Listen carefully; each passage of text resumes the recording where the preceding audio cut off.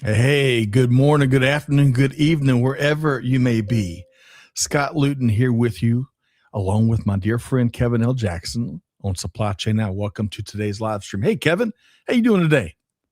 Well, to be honest, I'm not sure which one of those apply to me. Is it morning or afternoon? I'm recovering from my 22-hour flight from Manila, the Philippines. That is remarkable. So you're going to be kind of zombie Kevin today, is that right? Yeah. Well, no, I'm gonna. I took some drugs Okay. before the show, so I'm good. Got Uh, my caffeine. well, you in even pseudo zombie mode is still several light years ahead of me. So we're still good. We're still good.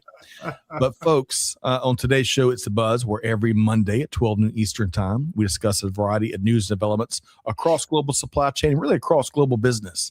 News that matters is what we like to call it. And The Buzz is sponsored by our friends at Pegasus Logistics Group, a leading provider of contract logistics and warehousing solutions. You can learn more about what our friend Tevin E. Taylor and the Pegasus team is up to at pegasuslogistics.com. Okay, Kevin, we got a lot to get into here today. Big show, big show here on the last edition of The Buzz for 2025. Let's see. We're going to hit a few key takeaways from Gartner Supply Chain Planning Summit in Denver. We're going to be discussing how Walmart is really moving ahead with its drone delivery program. We're going to pose the question, will humans truly embrace humanoids? And despite early on predictions of a big drop-off, global trade has increased year over year here in 2025. All that and much, much more. And even better yet, Kevin, in about 12 minutes or so, we got a great guest here today. Adrian Gonzalez, president of Adalante SCM. And we're going to be talking with Adrian on a variety of topics, including some of his recent research. Big show today, Kevin. Did you eat your Wheaties this morning? Yes, I did. And that they have they're talking about humanoids in Guangzhou just last week. So, really? Well, I'm all for them. all for them. I'm gonna give you an example of a couple of applications out of Vita, but we'll get to that soon enough. Hey, stay tuned, folks, for this great edition of The Buzz, powered by our friends at Pegasus. And two things before we get going. Number one, give us your take in the comments, right? Just like, hey, Diana is tuned in via LinkedIn. Great to see you here today. T Squared's with us. Bring on the supply chain tech nourishment. We want to hear from both of y'all. Right. That's right. It's coming. T Squared. Great to have you. And secondly, if you enjoyed the show today, we'd love for you to share it with your friend, your network, your Aunt Edna up in Iowa, you name it. They'll be better off for you doing that. Okay. Edna's probably snowed in right now. Really? Well, we've got folks here, right here. Big thanks to Amanda and Trisha running production. Trisha said they had 7 inches in Cincinnati. Snow's everywhere, Kevin. Yes. Except in Atlanta, thankfully. Everything stops. Okay, so let's do this. There's 2 things I want to get to before we bring in Adrian. And folks, we got some great stuff to talk to Adrian about. Let's see here. Let's start, Kevin, if it works for you, with that said, which we dropped over the weekend. So as you may know, Kevin, a few weeks ago, we were out in Denver at the Gartner Supply Chain Planning Summit. And we led off with a few key takeaways from that event. And with that said, we're going to be publishing about a dozen blog summaries of my interviews and conversations there. But in this edition here, we shared a few nuggets, including this one, Kevin. Listen to this one from John Wayne of Global Supply Chain, aka Jake Barr. So Jake stressed that organizations must adopt a deliberate human-machine strategy, starting small with targeted use cases and rebuilding processes around what modern technology enables. Successful transformation, he noted, is people-led, with teams actively shaping solutions rather than having them imposed. Jake said staying in neutral is not an option. This is not yesterday's supply chain. Today's technology unlocks capabilities the industry has never had before. And one last thing he added, because he has a knack for keeping it real, Kevin, like you do. Jake said out at the summit, he was having a lot of conversations with folks, and he saw a lot of deers in headlights. Deer in headlights, I guess deer is plural, no S. A lot of folks that were kind of in Georgia. except in Georgia. Yeah, it's all the time. But folks, Jake saw a lot of timid, fearful leaders when it comes to some of the innovative technology and new ways we're planning. But anyway, check out some of the key takeaways. Stay tuned for a lot more blog summaries. You can find resources, live events, and a whole bunch more in this edition of With That Said. And we're dropping a link right there in the chat so you can take a look. Kevin, react to what Jake said or anything else you saw there in With That Said, my friend. Well, actually, you do have to make all your business processes. You have to take in both humans and machines, yep. And even that artificial intelligence kind of machine in your plans, because that's really the only way you can keep up with the change in today's environment, and also the multiple inflows of information that you need to keep up with your customers. Especially when you're looking at a dynamic supply chain. Yeah, I like that, Kevin. Another thing I heard a couple people mention, especially with historic levels of uncertainty, is how innovative, truly AI-driven technology, that uncertainty becomes more of an input. I love that type of thinking, right? Yeah. So, everybody is using AI because it's applicable to just about all aspects of your life. So it's really important for you to not shy away, because yep. It's critical to not only your professional growth, but your personal growth. So you and Jake are both like, don't be scared.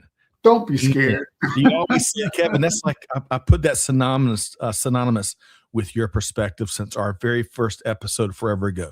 We got to lean into digital transformation, lean into new ways of doing things. But leaders, you've got an extra responsibility to make it more approachable for your people and do it with your people, I would argue. Kevin, to give you the last word, would you agree with that? Oh, yeah, absolutely. Because you always have to answer that question. What's in it for me? That's right. With them. All right. So with that said, Trisha has dropped a link to that. Check it out and stay tuned for a whole bunch more from the summit. Also, the thing we closed with, With That Said, Kevin, do you have your grocery shopping list ready? So, folks, a little context here. Check out, I was writing about some of the things Kroger's doing differently, and I just had to use this image. And if you're listening to this, it's a really poorly spelled vegetable list. How do you know it's poorly spelled? It's their reality. Well, folks, check it out. You have to see what we're referring to. You can find it With That Said, and it just illustrates for the 8th time why we need to lean into artificial intelligence. Humans are great at many things, but math and sometimes spelling, like me, may not be our strengths. Amin, via LinkedIn, great to see you here today. I look forward to your perspective throughout these topics. Okay, I think there's one more thing I want to hit before we bring in Adrian. And Kevin, you have been a part of some of the biggest advanced technology and digital transformation projects, and really in history, I would argue, here on Mother Earth and in the great beyond. Kevin's not sure what picture I'm going to show here in a minute. I'm scared. Kevin, like we like to regularly track how Walmart has continued to up its game in recent years. Now, their drone program, as reported here by Supply Chain Dive, has really taken a really big leap forward. Walmart has launched drone delivery from 6 stores in Metro Atlanta about a week or 2 ago. And in fact, they're launching drone delivery operations in the targeted new cities of Houston, Charlotte, Orlando, and Tampa. Now, as most folks know, you don't just buy a drone and flip a switch. These things go through all sorts of regulatory and operational clearances. In fact, we interviewed Beth Lippo, founder and CEO of Drone Express, which I think is DEXA now, last year on the show. She told us about some of this stuff. Mm-hmm. So, Kevin, your thoughts when you see what Walmart's doing, your thoughts here. Well, first of all, this is exploding nationwide or even globally. And when you think about the fact that, I guess in the article it talked about that Walmart could reach and offer the drone service to up to 75% of the area's population. That's a huge percentage. Yeah. And the the convenience to your customers, reduced cost, and reduced headache for those customers. But it is a shift, a new paradigm. Yep. And it reminds me of, back in the pandemic days where we shifted from physically going to stores to just to eat. Everyone shops now online. They get their food through DoorDash. Now this is another shift where, the drone is bringing everything to you now instead of the delivery guy. Yep. So this is just the next step on the ladder. Ladder to where, but hey, it's fascinating.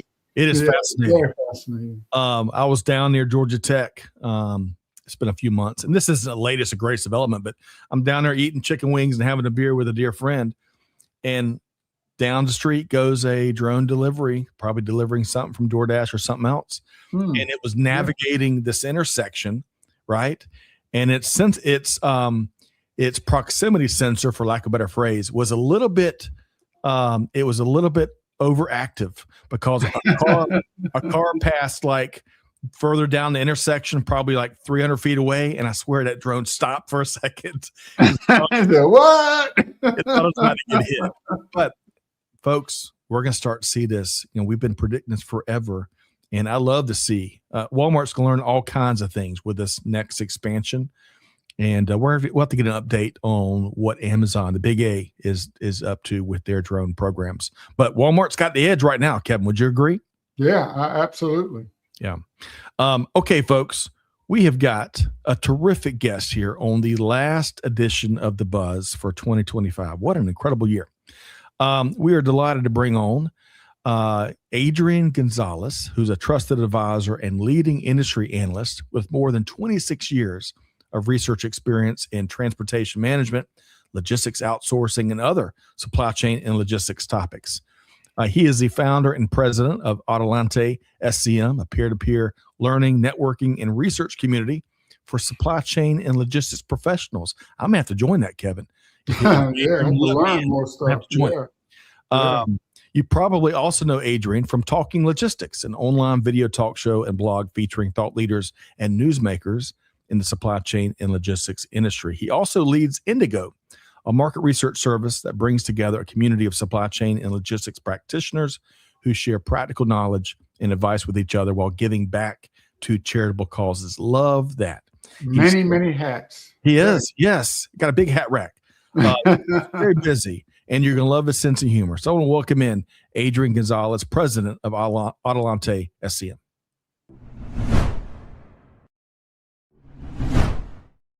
Hey, Adrian, how you doing? Hey, Adrian. Hey, Scott. Hey, Kevin. Great to join you guys here on this last episode. Great to kind of wrap up the year together. Same. We've been meaning to work. I had to go through your agent and find a slot in your global tours and all. But Adrian, it's great to have you. I admire your work, and I look forward to learning from you here today and share your sense of humor with our supply chain now audience. So folks, get ready. On that last note, Adrian and Kevin, this is where I want to get started here. A little fun warm-up question here on December 15th. It's hard to believe, December 15th. So, but today, Adrian and Kevin, December 15th is a significant from a music history standpoint. So get this. Y'all know I'm a big history nerd. So Johnny Cash released Folsom Prison Blues on this date back in 1955, a little before all of our time. John Lennon performed what would be his final United Kingdom concert in 1969. In 1992, Dr. Dre released his iconic album, The Chronic, which largely defined the 1990s for many, including collab with Snoop Dogg. Blues legend B.B. King received the Presidential Medal of Freedom in 2006 on this date. And in 2021, Bruce Springsteen, he sold out, or at least he sold his entire music catalog to Sony for reportedly $500 million. Sony, hey, you want to do a deal? Call me anytime. So with all I'm that, only 100 million. I'll take a couple. All right. So Adrian and Kevin, with all that as a backdrop, I want to ask you both. And Adrian, starting with you, when you think of the holiday season or the end of year season, what's one of your favorite music memories? Well, Kevin, first of all, I'm disappointed that you did not pick any, great music milestones from the 80s, because that is my, I'm a huge Depeche Mode fan, New Order, New Wave fan.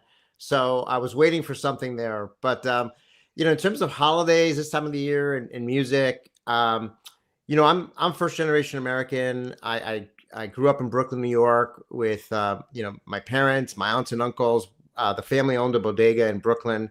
Wow. So my dad and my uncles all worked together. I grew up with my cousins. We were all like almost siblings, went to school together. We did everything together. So as you can imagine, during the holidays, we all got together. Lots of music, lots of eating, lots of dancing. So the music part was, yes, there was some whatever we were listening to in the radio back in the late 70s, early 80s, Right. but a lot of salsa and merengue, and a lot of dancing going on, a lot of Cuban and Puerto Rican music going on. So Adrian, you just you very powerfully walked us through your upbringing, and I tell you, if you're like me, I wish I had a camera recording all of those wonderful moments with cousins and extended family. And man, I bet your family's got some stories running that bodega up in New York City. That is amazing. In Brooklyn in the 70s, in Red Hook, we got a lot of stories. But we'll have to shelve that's a whole separate episode. It is. All right. We're gonna hold you to it. We're gonna bring you back and dive into that. Kevin, same question. When you think of the holidays in the year, what music memories or memories in general come to your mind? Well, two things sort of jumped in my mind. Like I've always loved the song Sleigh Bells, the Christmas Carol Sleigh Bells. Right. And when I was really, really small, I got the opportunity to play the block. At the end of Sleigh Bells, pop. Yes.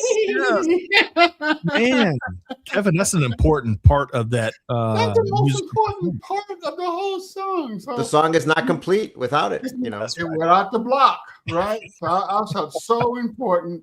It was in church. I got to play the block for Sleigh Bells. Love it. Well, Kevin and Adrian, I want to add one of mine to y'all's, and check out this piece of equipment here. So this right here, my grandparents on my mom's side had this in like a living room way back when I was a kid, and I'll never forget for several year stretch there when this thing was playing. It had Christmas music. It had the Chipmunks, their Christmas album. It had Perry Como. It had a lot of the older Frank Sinatra probably, and that now. Adrian and Kevin, I got this picture from eBay. That thing right there, which came out in the late 60s, will go for $5,000. Wow. Can you believe that? Wow. So clearly it was a special part of someone else's memories as well. And it probably weighs 5,000 pounds too. That's real wood right there. I tell you, no plywood. Okay. A lot of stuff to get into here today. Let's see here. Adrian, I mentioned some of your great work. One of the many, many moving pieces there is your weekly newsletter, right? Above the Fold. And this is from this little snip from your most recent newsletter. And what I did, Adrian, is me and Kevin kind of perused through that. And we took 3 stories that we want to kind of walk through. And then we're also going to get into some research here in the kind of the second segment. But for starters, let's see here. Let's talk about the USMCA. And folks, I'm not sure how long it's going to be around. We're going to see. As reported by CBC, the White House's leader on trade policy is suggesting that the USMCA may not be the best approach at governing trade across North America. U.S. Trade Representative Jamieson Greer said last week that when it comes to the future of the United States-Mexico-Canada agreement, which is up for renewal in 2026, that the administration is keeping all options on the table. Greer cited the differences in U.S. trade with the two countries as a key reason for possibly creating separate trade agreements rather than a unified approach. Now, Greer owes a report to United States Congress by January 2nd, indicating what the Trump administration's intentions are. And then all three countries must decide by July 1st of 2026 whether they want to extend, renegotiate, or let the USMCA expire. So, Adrian, love to get your thoughts here. Yeah, there's never a dull moment in this industry, and certainly in global trade management, especially this year. Yeah, I mean, I think, one of the things that we've learned with the Trump administration is if they're talking about something, they mean it, right? So, I mean, when Trump was running for president, he was basically saying, if I get reelected, I'm going to impose tariffs, and he got reelected, and, he followed through on that. So I think the fact that, Jameson Greer, the U.S. Trade Representative, is talking about, hey, we're going to be revisiting this. Maybe the current framework is not the right framework. Maybe we need to, do separate bilateral agreements with each country. I think that is a scenario that if your USMCA is part of your supply chain design, if it's part of your strategy, already you should be planning for all different types of scenarios, depending on how this plays out. Because yes, it could either be the current agreement just gets renegotiated, and looking at some of the things that the administration again is talking about, like country of origin, seems to be kind of the sticking point, or one of the areas that, at least from the U.S. perspective, wants to get looked at, or it's two bilateral agreements and what that might entail. I think it's very low probability that that nothing happens, in the sense that we just let the USMCA die and there's nothing to replace it with. I think that's a low probability, but again, you never know. So I think you should also plan for that scenario as well, right? So I think my main takeaway is that you got to keep this on your radar. It's obviously, like you said, January 2nd. By January 2nd, the administration has to kind of share what its intentions are, what it plans to do. But again, the planning needs to start today in thinking through all those possible scenarios. That's right, Adrian. Great points there. Kevin, your thoughts? Well, I'm a globalist, right? And when you talk about global commerce and our transition to e-commerce, electronic commerce, the importance of national borders actually are reduced tremendously.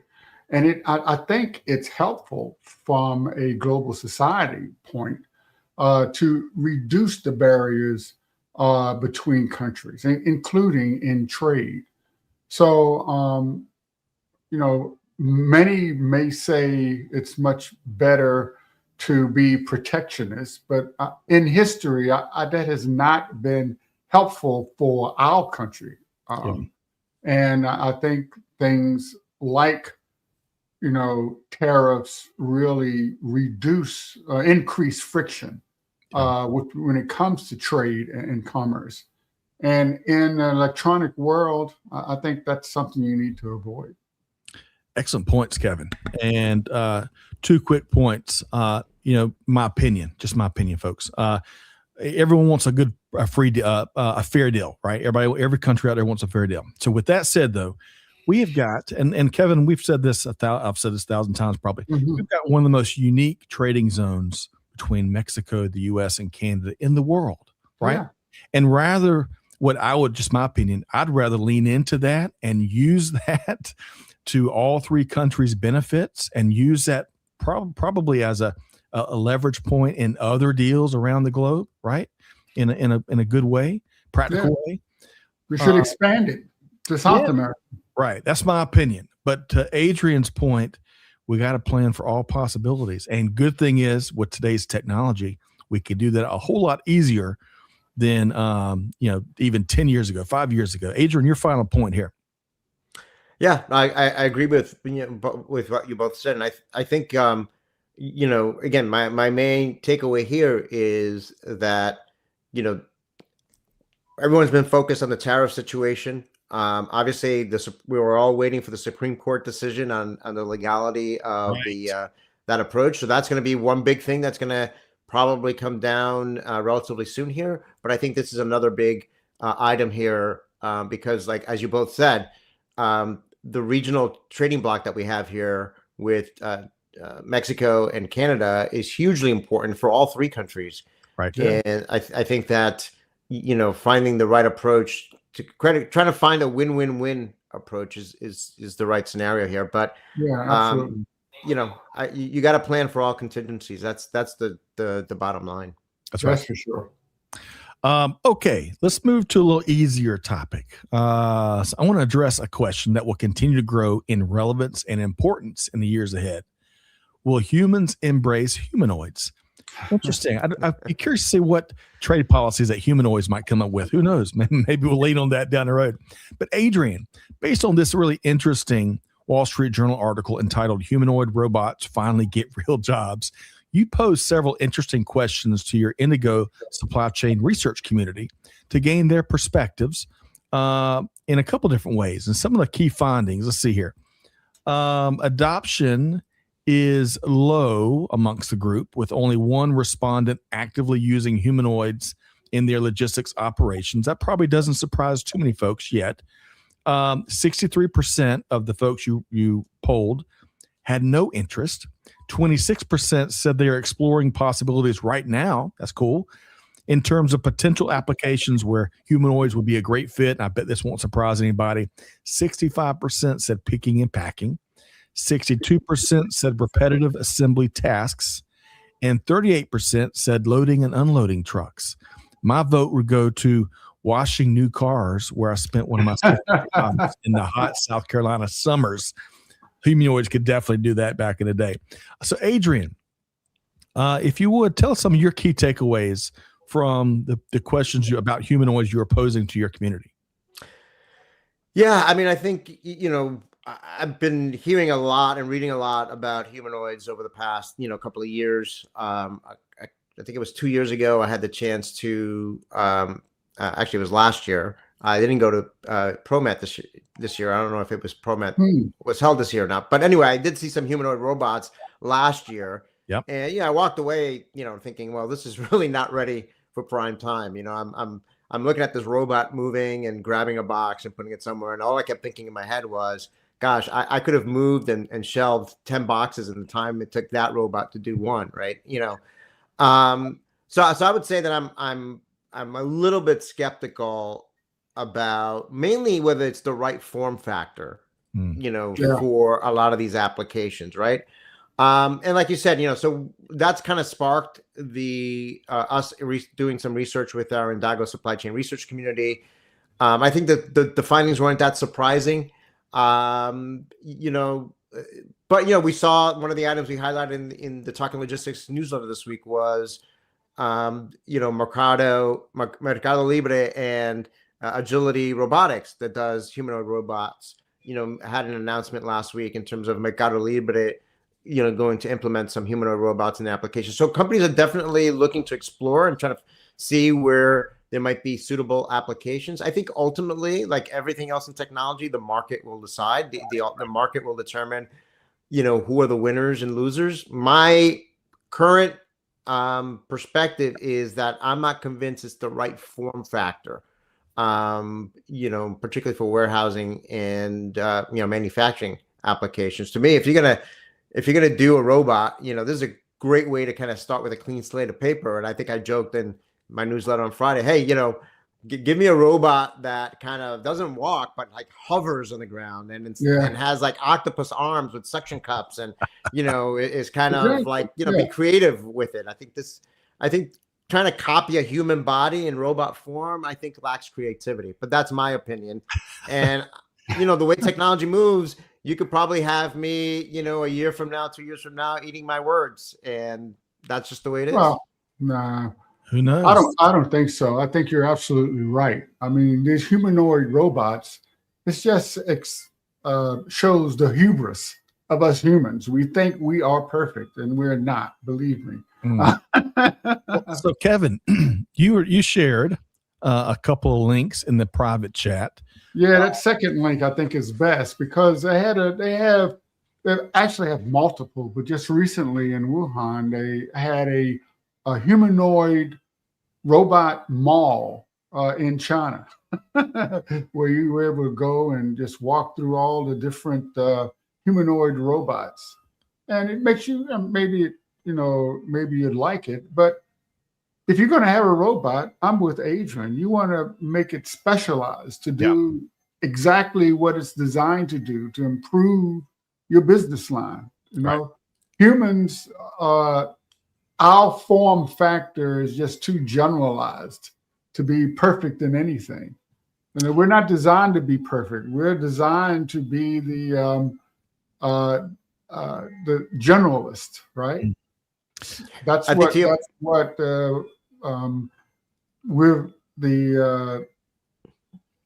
we've been designed to do, so we can fit everywhere.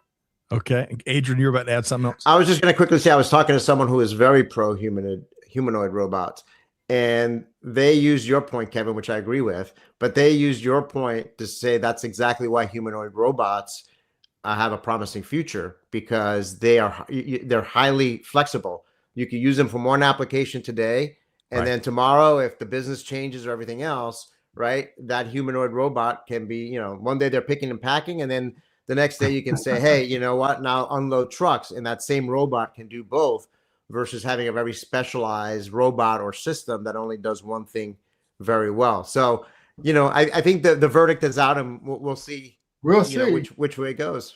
That's right.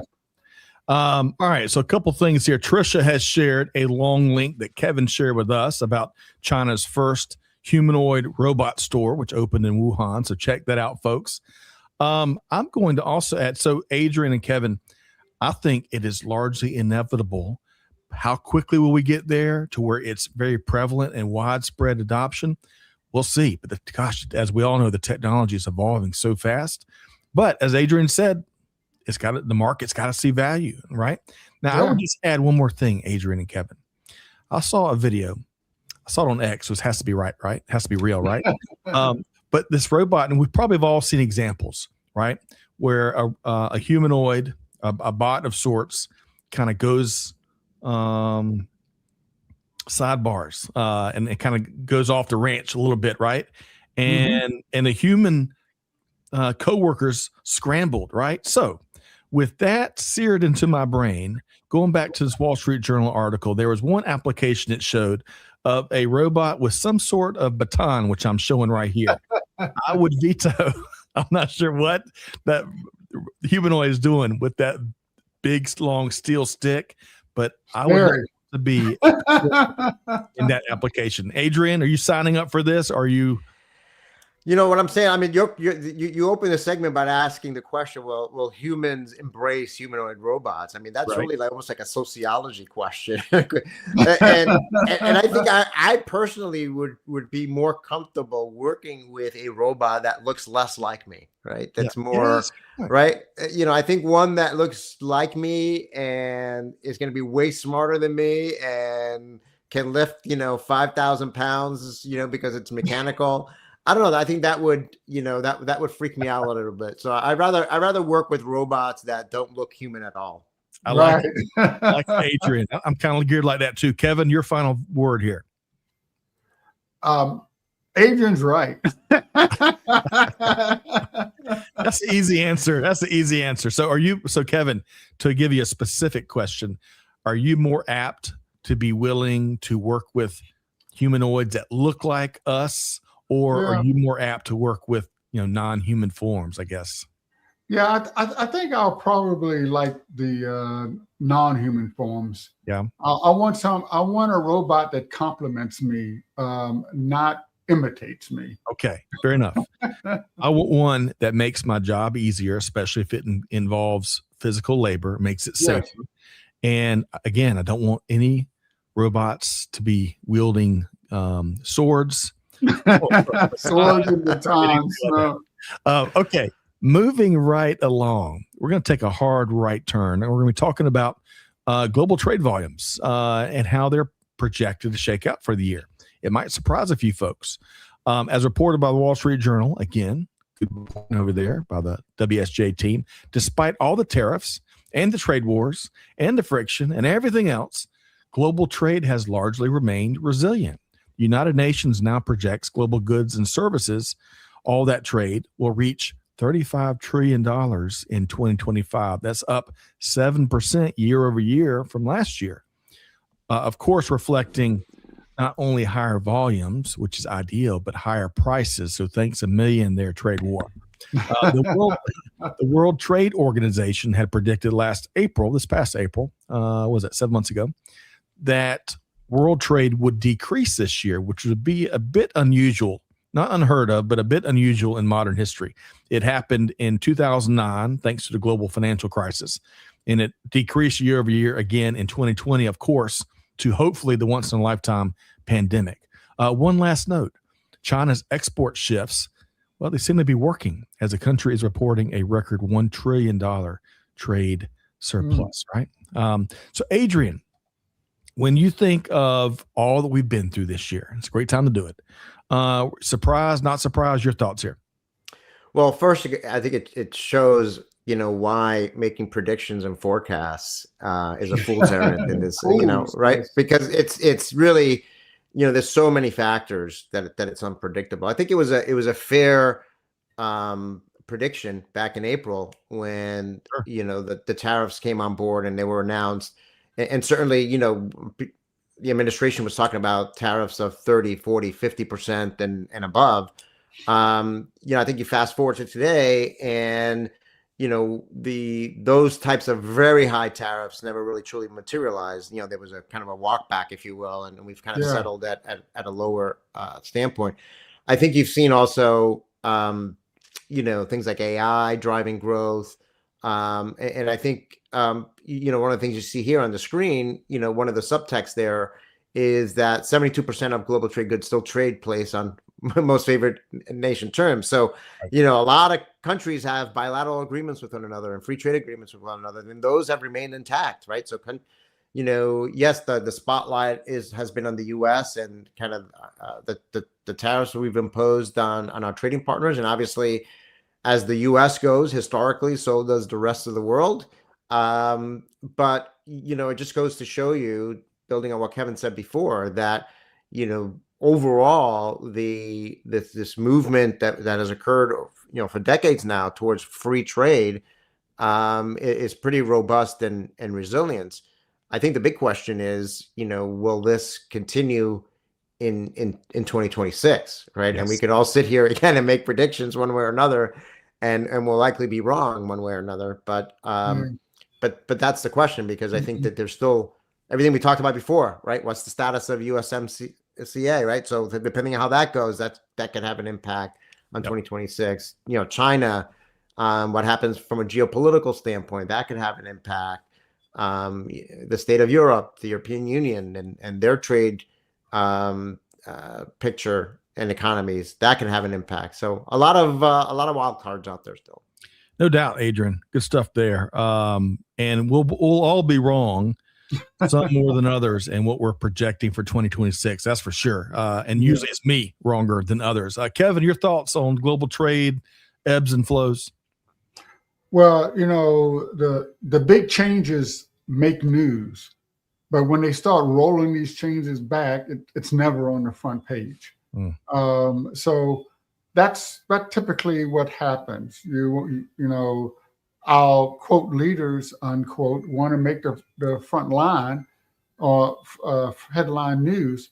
So they say things that are outlandish, that capture the public's eye. And then when they come to their senses, or others bring them to their senses, they have to change or roll back. It's never on the front page. It's on the bottom of page 3, right? And this is because everything happens in stages. There's a process. Nothing changes in steps. There's no step change in the world. Everything is gradual. And globalization, I think, is something that's not going to change. It's just been too good for the world. It's been too good for our society. Yep. Two points I would add to what the great stuff you both have shared. Number one, I had a dear friend from the United Kingdom share this to me when I was at the SAPIX in Cape Town a year or two ago. And he said, something I never heard. He goes, when the U.S. sneezes, the rest of the world catches a cold. I thought that was an interesting analogy that I guess a lot of folks have used. It was the first time I ever heard it. And Adrian, kind of parallels something you said earlier. And then secondly, and this is where I'd caution, and Kevin, you and I have talked about this a good bit throughout the year, really. All those reshoring announcements that they've rolled out in all different ways, they got to come to fruition, right? And my concern has always been that we use those announcements as proof that the overall trade policies that we've seen are working. And I would just caution everybody, until all those jobs get filled, until all those reshored operations are up and running and producing goods, that's not worth a whole bunch yet. And we've endured, in my opinion, a whole bunch of friction to get those announcements right now. But we shall see how it all plays out. Who knows? I could be completely not in the know. Okay, Adrian and Kevin, I want to share a quick message because, Adrian, we're going to dive into some great research you and the team have been doing, one of the many things you've been doing. But first, a big thanks to our friends, Tevin E. Taylor, Sheriff Taylor, as I like to call him, and the team over at Pegasus Logistics Group, who are powering the buzz all month long in December. Hey, when your supply chain demands strength and dependability, and don't they all do, you can trust Pegasus to get the job done well. Their contract logistics and warehousing solutions provide scale, reliability, and execution, all keeping your operations ahead of the proverbial curve. Whether it's kitting, inventory management, high-value storage, nationwide distribution, returns processing, those pesky returns, or complex project rollouts, Pegasus delivers precision, speed, execution every step of the way.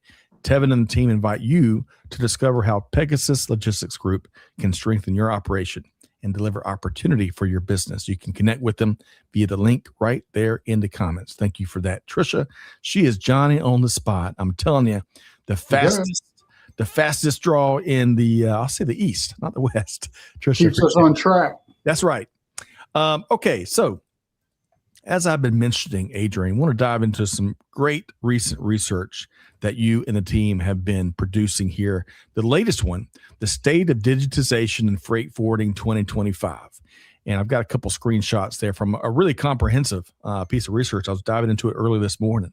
So for starters, Adrian, would you give us some background on the research, if you would?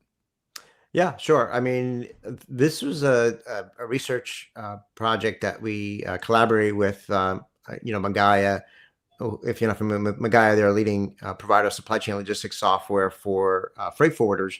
And they had done a study back in 2023 around the state of digitization in the freight forwarding industry, and kind of wanted to take another look at it. Like, has the industry moved forward with digitization? What were the factors that were driving digitization for freight forwarders?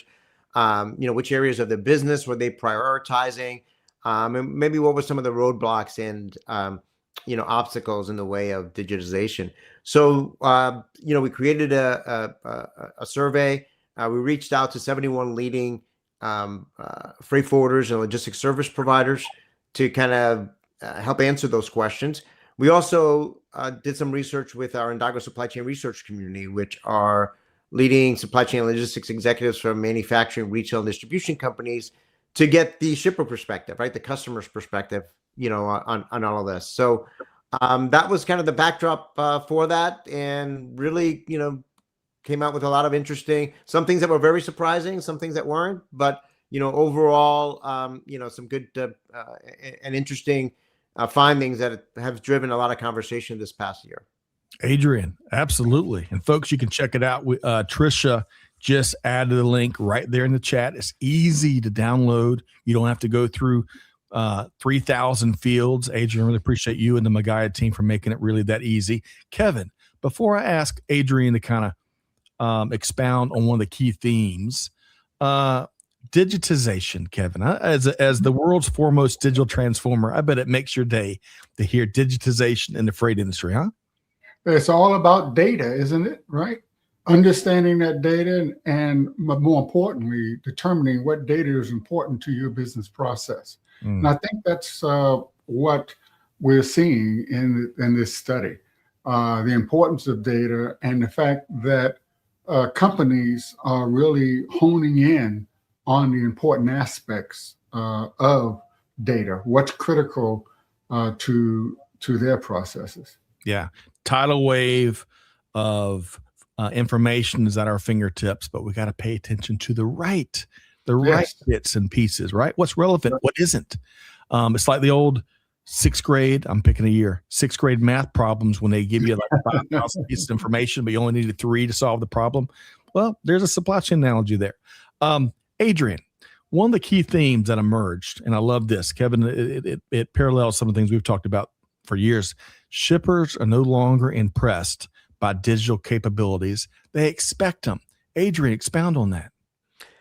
Yeah, I mean, it's really table stakes these days. When we, as part of the study, like I said, we researched, we surveyed the shipper community within our Indago community, and 90% of them, we said, how important is technology in your evaluation process and your selection process when you're considering working with a freight forwarding, partner, and 90% of them said that it was either extremely important or very important when evaluating, selecting, freight forwarders. But then on the flip side, we also asked them, how satisfied are you with the current technology capabilities of your freight forwarders and 3PLs? And more than a third of the respondents, 38%, said that they were only slightly satisfied or not satisfied at all with the technological capabilities of their freight forwarders. And, none said that they were extremely, satisfied. So, I think the implication of the bottom line is clear. I mean, freight forwarders and logistics service providers that, fail to meet the technology expectations of their, shipper customers, kind of risk losing business moving forward, while those that are up, meet or exceed those expectations are, positioned for growth. Yeah. Kevin, what'd you hear there from Adrian and some of those key findings that gets your attention there? Well, the aspect of looking for answers and trying to find those answers in the data, following the data. Data-driven decision making has always been there as like best practice across any industry. And it's even more important when you're talking about supply chain and freight forwarding. That's right. Just to build on that, Kevin, real quick, we were talking about, the importance or the need for companies to plan around different scenarios around what may or may not happen around USMCA. The fact of the matter is that to make those data-driven decisions, as you said, Kevin, you need the data. And where does that data reside? A lot of the time, or most of the time, particularly with global trade, with their freight forwarders, right? So they need that data, that visibility, when you're talking about the, cargo owners to really make those decisions, but they don't have the data. They need that data. They need that visibility to drive those decisions. Yeah, Adrian and Kevin, I'm stating the obvious here, but, we hear real time and it's become almost cliche, but we're not. We still have many organizations that are not operating in real time, despite the technologies that enables us to do just that. And when I think of one of the most I was going to say most timely, but I think I'm saying that wrong. One of the most important things we can do that we've been after since the very first time someone ever uttered the word logistics or supply chain or business for that matter is make better decisions faster and more confidently. And where technology is today, as a lot of what you share here in the research, what it points to is we can move in real time and empower that decision making, unlike never before here in the golden age of supply chain technology. And it's an exciting time. But Adrian and Kevin, to pull out what Jake Barr said earlier on the front end, we can't be a deer in headlights. No, act. And change is still tough, even when you're moving to a incredible solution that enables some of the things that we're all talking about. But it's a leadership test. Kevin, your final word. I like the idea of being a leadership test. That's what a leader does, right? A leader understands what's around the corner, and it's the data that tells you what's around the corner. Yeah.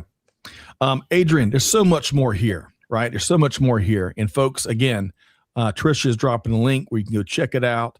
We want to hear from you. Let us know. I bet Adrian would love to hear some of the your own take, whether you agree or disagree or you name it. Adrian, anything else you want to call out? And this research deserves several hours. We'll have to have you back. But anything else you want to call out, and make sure you tell us how folks can connect with the research, and what else is on your research horizon, Adrian? Yeah, I mean, so a few quick things, and again, I'm just going to scratch the surface here. You can read more about it in the report. But one of the key things we found was that only 23% of the freight forwarders surveyed said that more than 75% of their overall business processes or transactions were digitized. Again, 23% said that 75% or more of their processes were digitized. So we still have the industry still has a long way to go in terms of digitization. What we did find was there was a difference between large freight forwarders, those that were processing more than 100,000 TEUs per year, versus smaller ones. So the larger ones were more digitized, I think not surprising, than the smaller ones. So again, a lot to unpack there. Probably can discuss that at another time. Secondly, you were talking about this, Scott, before, real-time visibility, right? So real-time shipping tracking topped the list of technological capabilities that the shippers see the most value from their freight forwarders and the 3PL. But yet only 23% of freight forwarders, at least the ones that we surveyed, are using real-time freight visibility solution, right? So you've got this big mismatch between what the shippers find to be most valuable, right, and what the 3PLs, freight forwarders are investing in or have invested in, to provide. And I think I'm going to break the. We were almost at a record here. We went, I think, the entire episode without talking about AI. I'm going to break that record now. I'm sorry. I don't know if you were trying to, get through this whole episode without AI, but one of the things that we did find, because we explored that in the research, was that larger freight forwarders were much more likely to invest in AI this year than smaller ones. Overall, 18% of the respondents said that they were very likely to invest in AI this year, and 33% said that they were somewhat likely, and only 7% said that they were very unlikely. So I think that's a positive thing. I think you see the industry kind of exploring this. Again, you saw a mismatch, different trends between large freight forwarders and smaller ones. We did some follow-up research on this. So there was another report that was published in the middle of the year called "Freight Forwarding at a Crossroads: Preparing for the Road Ahead," where we kind of took some of the results of the report we're currently talking about and kind of explored some other questions a little bit more deeply with an eye towards 2026. And for large and small freight forwarders alike, the biggest concern and challenge that the organizations have about AI, what do you think it is? The biggest concern or challenge that freight forwarders said that they have around AI? Cybersecurity concerns, or that's a great one. Yeah. Their people, right, and how their people perceive. So very related to that one. The answer was lack of internal expertise or understanding, right? So I think this points to the need for freight forwarders to upskill or reskill their employees and to bring in talent or upskill their employees to have the talent to understand the technology and how it can apply to their business. So again, all of that was covered in kind of the follow-up report, that research report that came to that original one. Hey, I'm not surprised that dichotomy that you had between the large freight forwarders and the smaller freight forwarders, because in order to enable AI, you need that data. Yeah. So it's the large companies that have the data that they can implement and use and leverage that data. And it's the smaller companies that see that as a huge challenge and a huge mountain that they can't overcome. Well, Kevin, I need to take just a second and look up what a dichotomy means. Let me. But The cool thing is, and in true democratization fashion, the technology is there for organizations of all sizes, right? Yeah. Small can compete with big and mighty in incredible ways here in 2025 and now soon to be 2026. But what's the so what? Here's one of them I'd call out, Adrian and Kevin, because this is right here in the report. You quote an executive that says, quote, "We have some logistics partners who have best-in-class technology, while others lag behind with limited visibility and delays in messaging.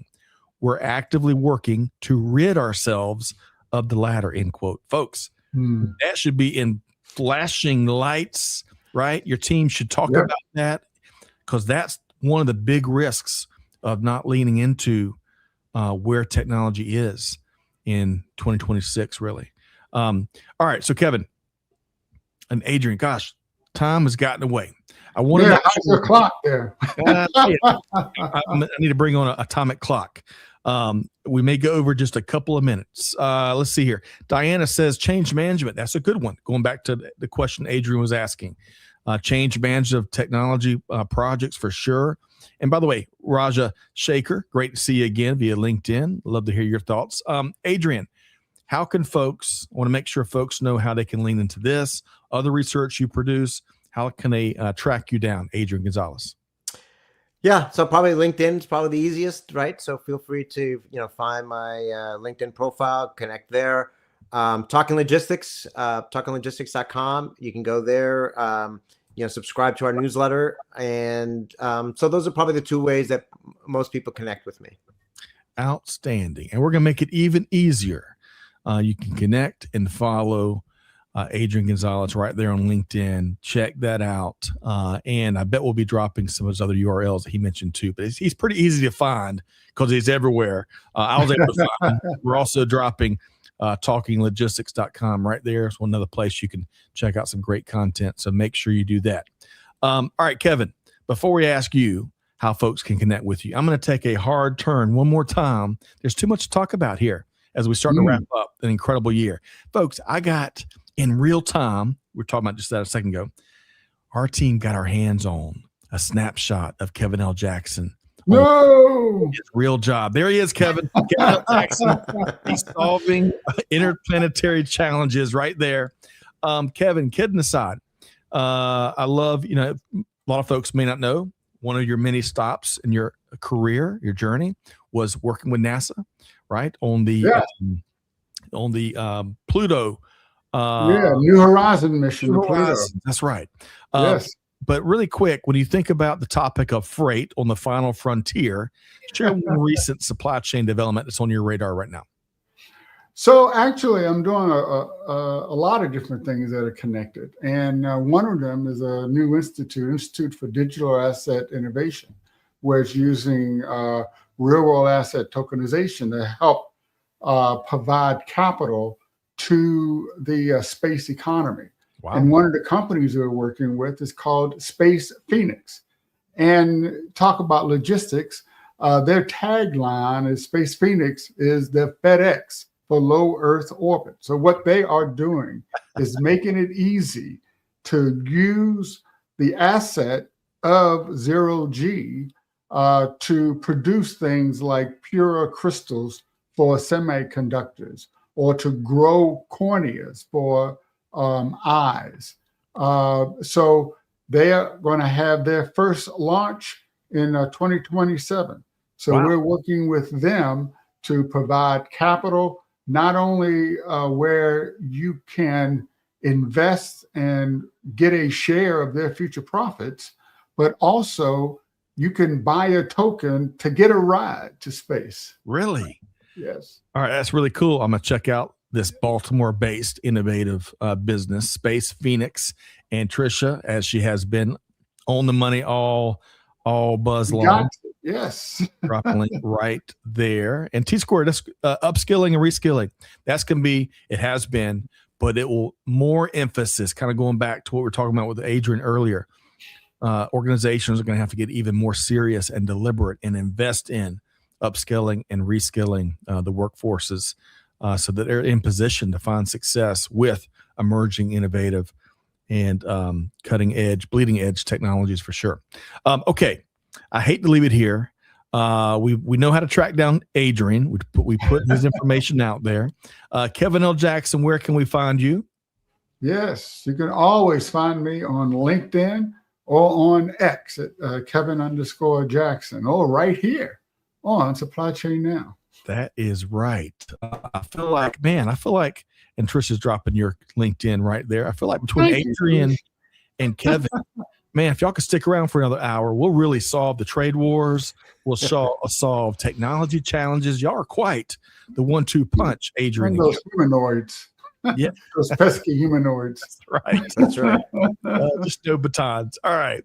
Well, folks, I want to thank, first off, really appreciate everybody being with us for the whole year. Oh my gosh, we've had some great conversations, great discussions, and I can't wait to move into 2026. So most importantly, before I thank everybody, hope y'all have a wonderful holiday season. Happy Hanukkah, Merry Christmas, Happy Holidays, Happy Kwanzaa, you name it. I hope you have a wonderful holiday season and a great start to the new year. I want to thank our special guest, Adrian Gonzalez, president of Adalante SCM. Adrian, thanks so much for being here today. The pleasure was all mine, Scott, and great to share the stage with you as well, Kevin. Yes, thank you. We're going to have you back soon. And of course, my esteemed co-host, Kevin L. Jackson, when he's not riding rockets out there in lower Earth orbit. Great to see you here, Kevin. Yeah, thank you very much. And happy holidays to everyone. No doubt. Big thanks to Amanda and Tricia behind the scenes, making production happen each and every show. Big thanks to everybody for joining us again, our global audience, for being here with us, like Diana and Rajashekhar and T Squared, so many others. I know we couldn't hear everybody's comment and question here today. But two things. So again, happy holidays and happy new year. But you know the homework you're getting. You got to take one thing you heard here from Adrian or Kevin, one thing. They had lots of them.